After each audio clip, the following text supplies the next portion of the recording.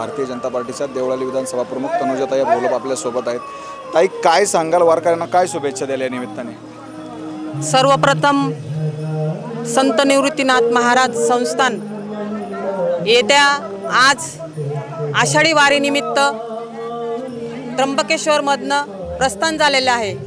मी सर्व वारकरी संप्रदायाच्या वतीने आणि देवळाली मतदारसंघाच्या वतीने आषाढी वारीसाठी जाणाऱ्या सर्व विठू माऊलींच्या भक्तांचं सहर्ष स्वागत करते। त्यांचा प्रवास सुखाचा, समृद्धीचा आणि व्यवस्थितरित्या व्हावा अशी मी प्रभू श्री रामचंद्राच्या चरणी व विठुरायाच्या चरणी प्रार्थना करते की येणाऱ्या बळीराजाच्या आगमनाबरोबर हा प्रवास होत आहे। तरीही मी सर्व भाविकांना नम्र विनंती करेल की प्रवास करताना आपली स्वतःची काळजी घेऊन प्रवास करण्यात यावा अशी मी सर्व ग्रामस्थांच्या वतीने विनंती करते आणि थांबते।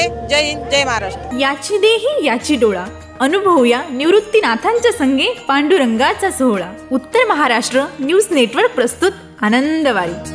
श्री क्षेत्र त्र्यंबकेश्वर ते श्री क्षेत्र पंढरपूर, दररोज फक्त आपल्या उत्तर महाराष्ट्र न्यूज नेटवर्कवर।